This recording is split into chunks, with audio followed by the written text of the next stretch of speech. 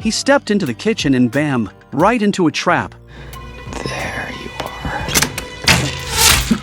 But instead of the scream you'd expect, all we got were a few annoyed grumbles. That's right, our guy Ben can't feel pain. And that's the hook of the brand new action comedy series Novocaine, equal parts blood pumping and laugh out loud. Not only does it reinvent action scenes with wild creativity, it rips through the mask of everyday life with absurd storytelling and dives into some surprisingly deep, gut-punch topics. So let's stop stalling and dive headfirst into this twisted, darkly hilarious, action-packed ride.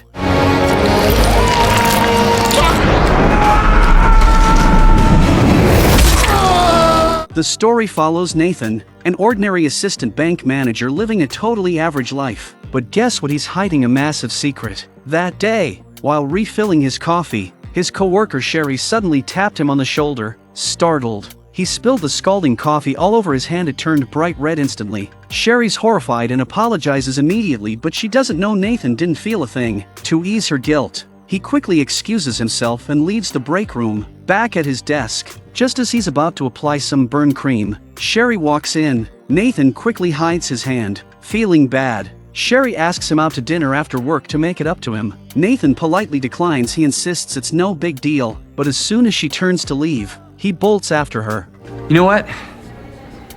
I'm in. Okay. Cool. Leaving 10? Yeah. And just like that, Nathan's smiling like he's been waiting for this moment forever. That night, they hit up a cozy little restaurant. Sherry notices he's not touching his entree. Nathan says he's not really hungry, but Sherry, curious, picks up a forkful of cake and offers it to him. Nathan refuses firmly. That's a hard line he won't cross. What do you mean you can't? Okay. I have a genetic disorder. But seeing the curiosity in Sherry's eyes, he decides to tell her everything. He has a rare genetic disorder called congenital insensitivity to pain with anhidrosis. Basically, he can't feel pain or sweat. Sounds kinda chill, right? But in reality, it affects everything. To avoid accidental injuries, every sharp edge in his home is padded with tennis balls. He lives on liquids, afraid solid food might cause him to bite his tongue. His shower's hot water knob is locked in place to prevent burns. He even sets alarms every 3 hours to remind himself to pee, because if he forgets, his bladder could literally burst. After hearing all this, Sherry is overwhelmed with guilt, but Nathan stays calm. He's used to it. Doctors once told him people with his condition rarely live past 25. He's now 30. In his mind, he's already living on bonus time. Seeing how much Sherry cares, Nathan doesn't want to disappoint her. Okay, I mean, I hear all that, but does that really mean that you can't have just like little bite of this pie? No, can't. I mean, like I said, I could bite my tongue off. You're not gonna bite your tongue off, Nate. So he takes a deep breath and carefully, bravely takes a bite of the cake. It was the first time in his life he'd ever eaten solid food, and he was instantly hooked by the amazing taste. Sherry giggled beside him, and Nathan looked like he'd just discovered a whole new world. That night, Nathan told his gaming buddy Roscoe about Sherry inviting him to an art exhibit. He was torn. Should he go or not? Roscoe didn't hesitate. Dude, you've been talking about this girl for months. If there's ever a chance to take things to the next level, it's tonight. That gave Nathan a little boost of confidence. So, not long after, he showed up at the exhibit. Sherry spotted him and walked over, smiling. She honestly thought this quiet, lonely guy would ghost her. The fact that he came, that made her like him even more. To celebrate, they headed to a nearby bar. But just as everything was going smoothly, an ill-timed voice cut through the moment. A guy from Nathan's high school walked up. Shocked Nathan was even still alive. He burst out laughing like it was the funniest thing in the world, then started sharing it with everyone around him. Nathan didn't flinch. His childhood was one long string of hospital visits and bullying from people like them. By now, his heart was practically bulletproof. Before anyone could say more, Nathan's alarm went off again. Without a word, he turned and headed for the restroom. But when he came out, he saw Sherry chatting and laughing with his old classmates like they were old friends. He was confused and honestly,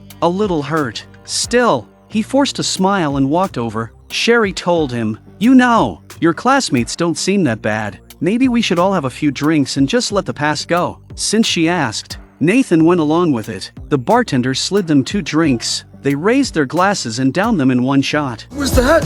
Oh. What is that? Leapin' Larry's 5-alarm ghost pepper sauce. It's Novocaine's favorite. But the truth is it was all part of Sherry's plan from the very start. Sherry hadn't done it for fun. She did it to stand up for him, to fight back on his behalf. To Nathan, she was like a beam of light shining into his cold, silent world. That night, they went back to his place. Sherry got to see a tattoo Nathan had carved himself, a tribute only he could explain. And what followed was a beautiful, intimate night they'd never forget. Nathan thought his shot at a happy life had finally come, but fate had a cruel twist in store. It was Christmas Day. As he watched Sherry bustling around with a smile, Nathan stepped forward to say hi. Watching Sherry smile as she worked, Nathan walked over to say hello, but suddenly, 3 men dressed as Santa Claus walked into the bank. The branch manager lit up. He thought it was just a holiday stunt. We're here to make a withdrawal.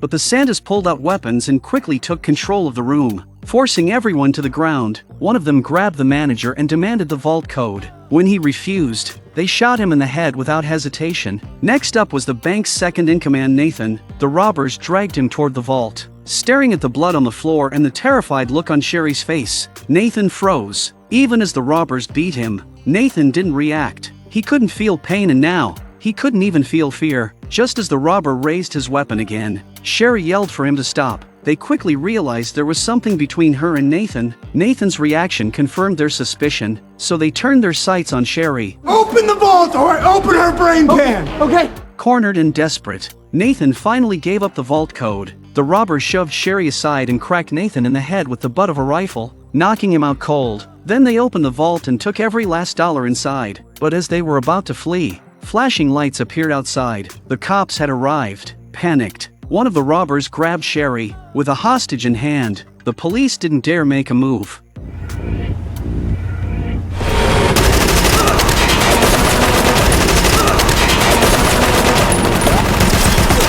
They threw Sherry into the getaway car and sped off. It was Christmas. The local police force was stretched thin. Nathan knew if anyone was going to save her, it had to be him. He jumped into a nearby police car but paused. A wounded officer was bleeding out nearby. Nathan ripped off his own belt and tied it around the cop's leg to stop the bleeding. He grabbed the cop's gun off the ground, dove into the car, and peeled out in hot pursuit. Before long, the robbers noticed a police car on their tail. One of them raised his weapon and let loose a burst of gunfire. When they realized the cop car was still chasing them, they decided to split up to shake him off. But that threw Nathan for a loop. He had no idea which car Sherry was in, so he just picked one and went for it. The robbers were trying to lose the relentless driver, when suddenly, an obstacle appeared in front of them.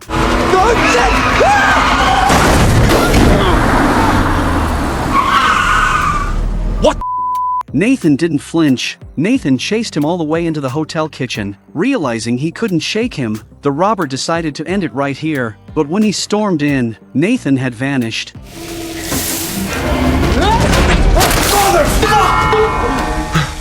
A little burn didn't affect Nathan at all. The robber knocked him to the ground with a hard kick, then started beating him down at point-blank range. But to Nathan, it didn't feel like anything at all. Then, with perfect timing, he grabbed a sack of flour and dumped it all over the guy. The robber lost it. He grabbed a nearby kitchen knife, ready to finish the job. Nathan, thinking fast, snapped a photo of the robber's tattoo for later, then slipped into the getaway car. While driving, he called his one and only gaming buddy, Roscoe. He sent over the tattoo photo and asked for help tracking down the artist behind it. At first, Roscoe refused. After all, they'd never met in real life. Getting involved could mean serious trouble. But when Nathan quietly said, "You're the only friend I've got," Roscoe caved. Meanwhile, outside the bank, the police had surrounded the crime scene. Based on witness statements and evidence, they believed there were 3 robbers. 3 cops had been injured. The bank manager was executed, and a hostage was taken. But here's the twist: they thought Nathan, the assistant bank manager, had escaped with the robbers. Could be a double cross. Unaware he was now a wanted man, Nathan stopped by a shop owned by one of his old clients. He needed to patch himself up. Under the stunned gaze of the old man, Nathan picked up a box cutter and made the wound even bigger. The old man was horrified. He didn't expect that kind of hardcore. And then Nathan really shocked him, grabbing pliers to dig inside the wound. Is that it?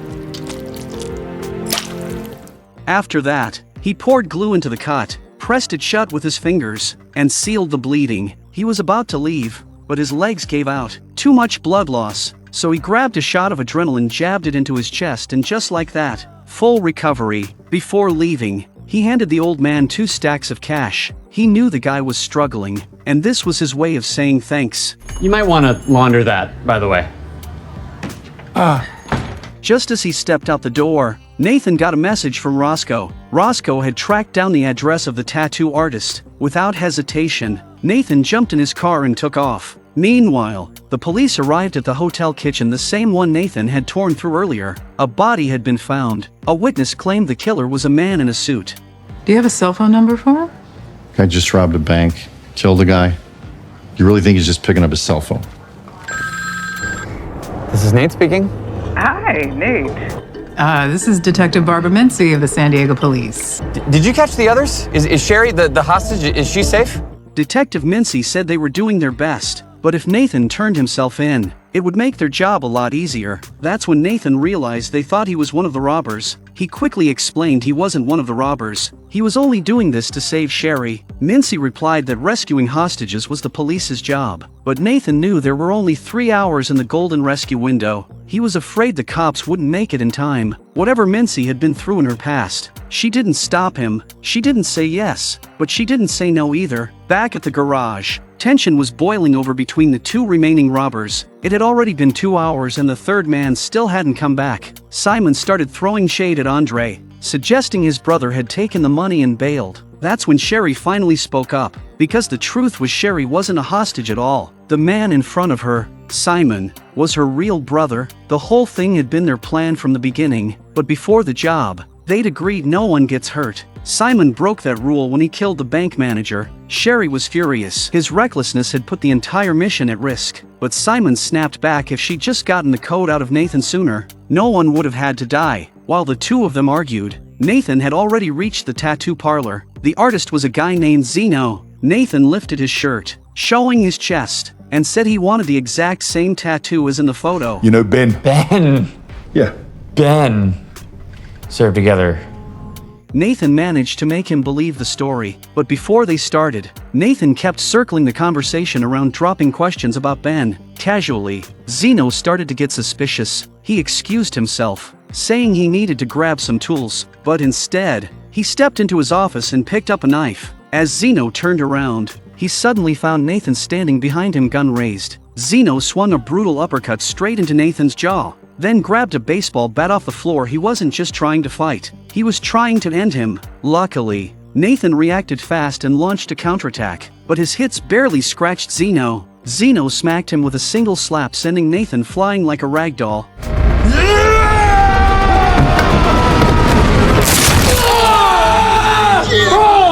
That hit hurt Zeno too. Grimacing, he pulled a broken chunk of wood from under his arm. Nathan saw the opening and lunged in for another strike, but he picked the wrong weapon. It had no effect, and Zeno snatched it away with ease.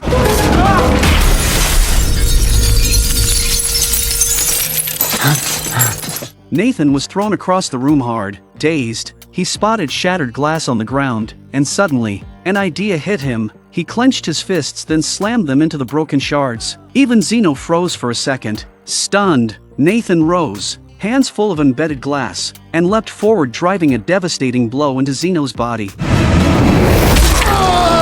Zeno collapsed, completely taken out. Nathan stepped over and knelt beside him. This time, Zeno didn't resist. Through gritted teeth, he muttered a name: Ben Clark. That was Ben's real name. Nathan pulled out his phone and called the credit card center. Using his bank credentials, he easily pulled up Ben's full details and address. Then, just to be sure, he grabbed the tattoo pen from the table and inked the address onto his own hand. Back at the garage, Andre was getting anxious. His brother still hadn't returned. He told Simon he was going to check on him. Simon tried to stop him, worried something might have gone wrong, but Andre insisted. Meanwhile, Nathan had followed the address straight to Ben's house. He stepped inside, cautiously searching for clues. Suddenly, he felt something hit him. He turned. There was a spiked mace lodged in him. It took serious effort, but he yanked it out.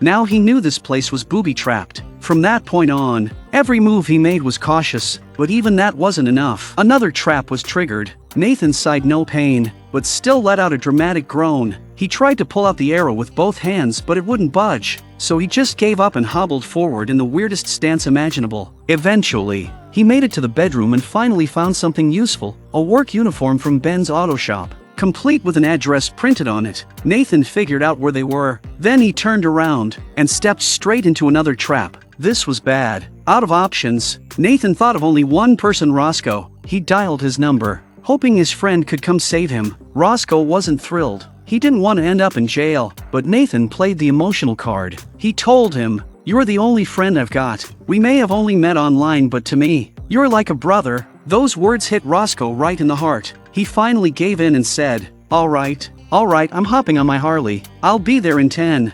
Unfortunately, just as Nathan hung up, Ben's brother, Andre, arrived. Seeing that one of the traps in the living room had been triggered, Andre immediately knew someone had been there. He pulled out his weapon, turned around, and there was Nathan, hanging from the ceiling. Andre asked who he was. Nathan lied, claiming he was just a thief who'd broken into the wrong house. But Andre noticed the tattoo on his hand. It was the address. Before Nathan could explain, Andre got a call from Simon. Using a stolen police radio, Simon had just heard Ben was dead. And the killer? A skinny guy in a suit. Andre instantly realized it was Nathan. Nathan admitted it, but stalled for time, asking Andre to give him a quick death. Andre wasn't going to make it quick. He wanted to make him suffer. He grabbed the crossbow bolt still lodged in Nathan and yanked it violently. Nathan screamed like he was in agony, but in reality, he felt nothing. The more Nathan suffered, the more excited Andre became. Andre grabbed a pair of pliers and started ripping Nathan's fingernails out one by one. Any normal person would have passed out from the pain, but Nathan, he was only doing this to buy time. When Andre finally got bored and pulled out a knife to finish him, Roscoe arrived just in time. With a clean swing of the gun stock,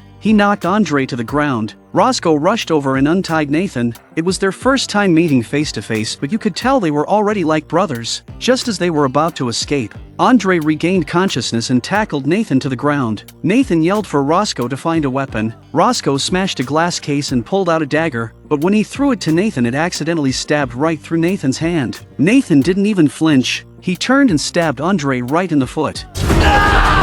That's when Roscoe found a can of pepper spray and blasted Andre straight in the face. But just as he stepped forward to finish the job, he triggered another trap and was knocked out cold. Andre lunged again, pinning Nathan down, punching wildly, then grabbed his throat and started to choke him out.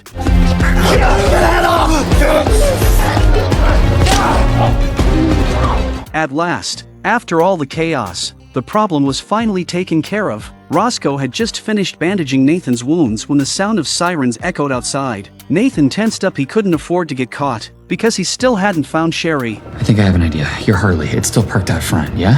Yeah. Sort of. What do you mean, sort of?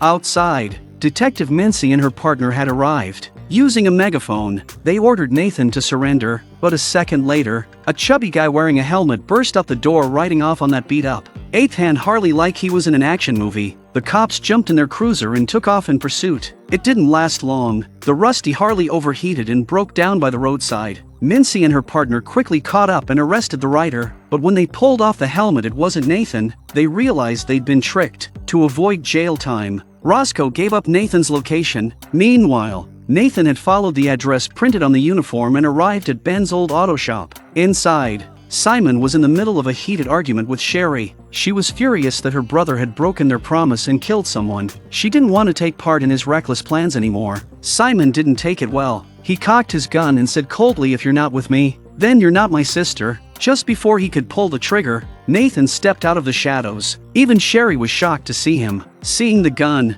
Nathan calmly ordered Simon to drop his weapon. You okay, Sherry?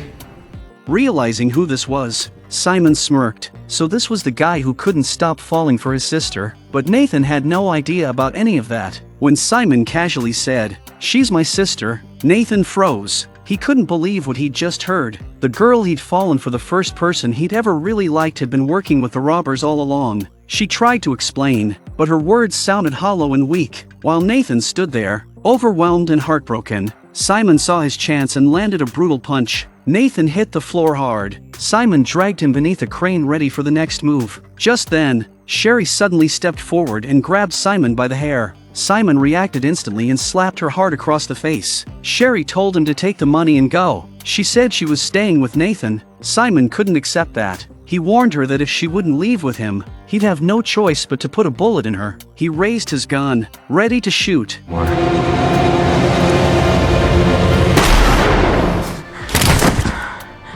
At that critical moment, Mincy and her partner arrived. Sherry was handcuffed, and Nathan was rescued from under the car. He looked up and saw Roscoe. Once again, Roscoe had saved his life. Everyone thought the story was finally over, but as they began to clear out, Simon, who wasn't dead after all, made his move. He shot the older cop, dropping him on the spot. Mincy tried to fight back but was hit in the stomach by another bullet. Sherry ran out as Simon grabbed the bag of cash and fired a spray of bullets in her direction. Then he turned and shot the ambulance driver, killing him. Simon jumped behind the wheel and sped off in the ambulance. Sherry ran back into the garage and helped the injured Mincy. Together with Roscoe, they took off after the ambulance. Inside the vehicle, Nathan felt something wasn't right. He looked up and realized Simon was driving. Nathan's hands were still cuffed. He waited for the right moment, then rolled himself onto the floor using the motion of the swerving ambulance. Simon noticed him. Nathan reached for a gun, but it slid into the passenger seat. Thinking fast, he used a tool to dislocate his thumb and slip free from the cuffs. He then forced his thumb back into place with a wince. At the same time, Simon found his weapon.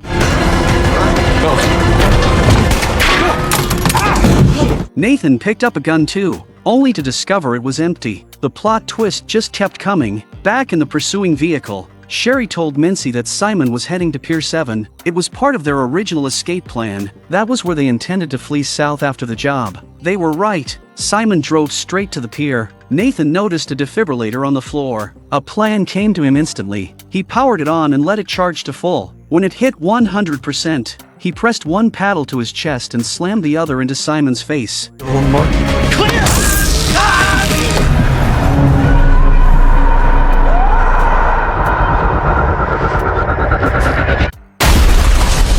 Nathan stumbled out of the ambulance. Before he could recover, Simon burst up behind him and kicked him hard to the ground. Simon grabbed a fallen stethoscope and wrapped it tightly around Nathan's neck, trying to choke him out. But Nathan didn't give up. He grabbed a surgical scalpel and slashed at Simon's leg. Simon winced and tried to squeeze harder. Nathan reached up and cut the stethoscope clean in half. Their fight spilled out of the ambulance and onto the pier. Sherry arrived at the scene just in time. Before getting out of the car, Mincy handed her a gun. The fight between them continued. Nathan couldn't feel pain, but Simon was ex-military. His strikes were brutal enough to cause serious damage. Even without pain, Nathan was beaten to a pulp. His right arm was broken by force. Simon thought he had finally won. He raised his weapon, ready to finish Nathan off. But before he could strike, a bullet tore through his shoulder. Sherry had arrived just in time. Unfortunately, none of the following shots hit their mark. She chased after Simon, but he was waiting. He ambushed her, disarmed her,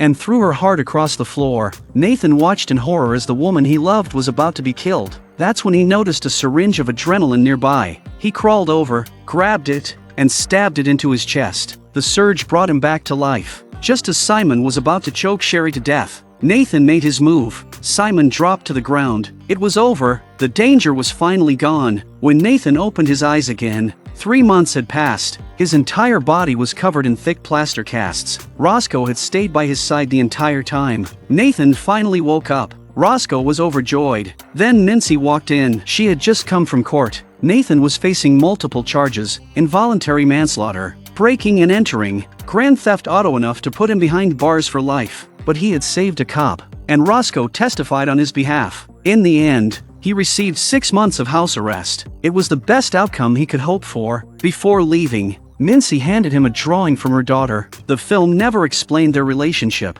but if there had ever been tension, it was clearly gone now. A year passed in the blink of an eye. Nathan had made a full recovery. He visited Sherry in prison. Together, they celebrated the anniversary of their first date. Both of them were smiling. Nathan showed her the tattoo on his chest. It was a design Ben had started but never finished. Nathan had completed it. A knight and a girl, saving each other. Just then, the speaker above them came to life. Visiting time is over. Nathan looked disappointed but hopeful. Only 8 months left. After that, they would finally be together. That's the end of the story. See you next time.